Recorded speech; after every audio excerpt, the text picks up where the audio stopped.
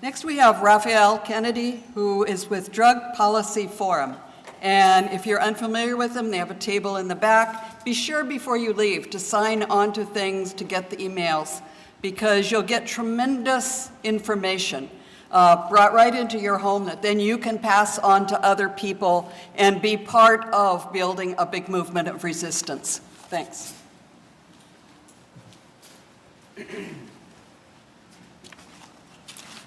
Hello, so I'm Raphael Kennedy. I'm the brand new, newly minted executive director of the Drug Policy Forum of Hawaii. I signed my contract on Tuesday. So I wanted to first of all thank Kat for what she said, and I wanted to talk a little bit about the war on drugs. The Drug Policy Forum of Hawaii is an organization that was founded in 1993 to advocate for sensible, compassionate, and effective drug policies. And generally, what that has meant is fighting against the war on drugs, which is none of those things. So we've had some successes. We were involved in passing needle exchange. We were involved in passing the medical marijuana law in the state of Hawaii. We've also defeated a lot of really punitive and terrible things that have almost come into being. But so throughout, much of what we've been doing is fighting against the war on drugs. And I always kind of thought that was essentially rhetorical.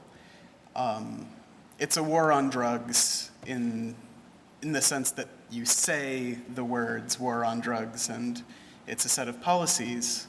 But as I was researching this, I started to learn more about the 1033 program, which has been getting a lot of attention lately, and probably I won't be the only one to mention it. It's the system by which the Department of Defense gives the weapons of war to local law enforcement organizations. And that can be assault rifles, that can be tanks, and it's often both. The 1033 program started in 1989 with the National Defense Authorization Act, and it started as a means to transfer the equipment from the Department of Defense to local law enforcement that was suitable for use by such agencies in counter-drug activities. Counterterrorism is now what people talk about, but that was added on in 1996. So the mine-resistant vehicles that are driving around in across the United States, the assault rifles that are in the hands of the police at schools in Phoenix, Arizona, these are essentially the weapons of war being used to fight the war on drugs. I also wanted to talk a little bit about SWAT teams, and I'm sure everyone has in mind a picture of what a SWAT team looks like. SWAT is an acronym for Special Weapons and Tactics.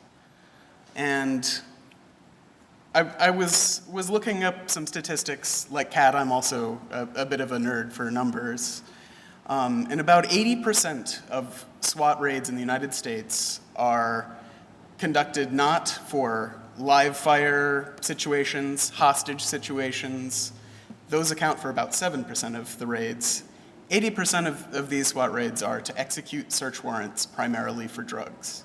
So if you're at your home and a SWAT team bursts through your door wearing armor, holding assault rifles, 8 times out of 10, they're looking for drugs.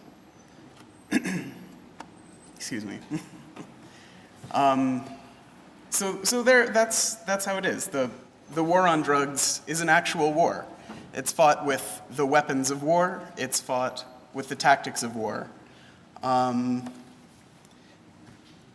problem is that it's fought by the police. And I firmly believe that we need the police to be an effective part of our society. And a few months ago, I was kind of attacked, and a police officer helped me feel safe, and I was glad that he was there. What worries me is that the police are being trained to see us not as a population that they protect and serve, but as potential insurgents in a war on drugs. So